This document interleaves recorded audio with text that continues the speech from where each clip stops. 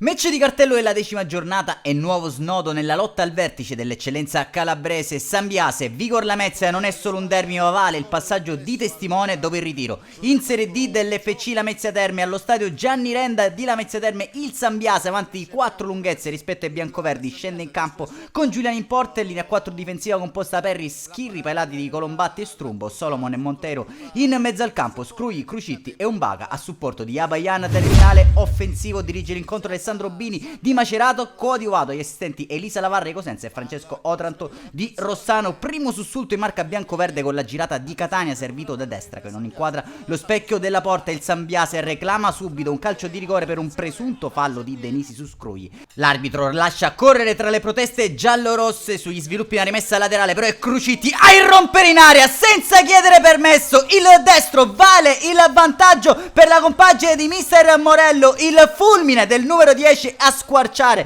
il cielo lametino. Sambiase ancora pericoloso al giro di boa della prima frazione con Monteiro che tenta il gran gol d'esterno destro. La palla sfiora solamente l'incrocio dei pali, primo tentativo nello specchio della Vigor Lamezia con un sinistro a giro di Villella alzato in angolo da Giuliani. Fine primo tempo, primi 45 di gioco che premiano fin qui gli sforzi degli uomini di mister Morelli. Decide sin qui la marcatura di Crucitti. Passiamo allora con le nostre immagini a cura di Antonio Blefari al film della ripresa, minuto 56, occasionissima per Bernardi che controlla bene un cross da sinistra ma calcia fuori disturbato da Schirripa.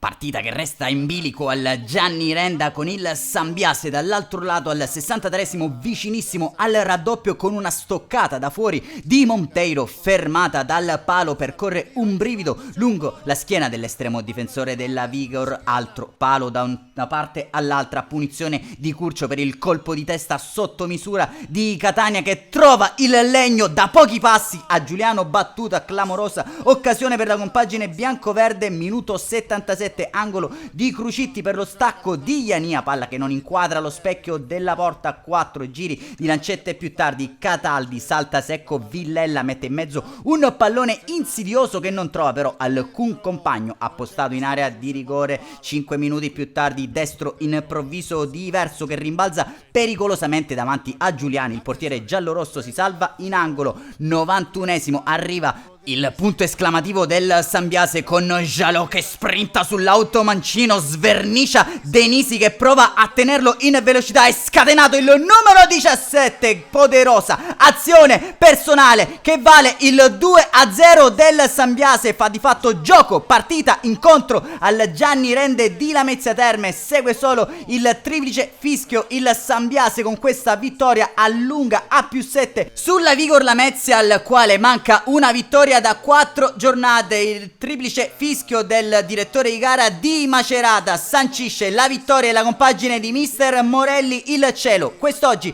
è giallorosso sopra Lamezia. Un saluto amici appassionati e appuntamento come al solito alla prossima.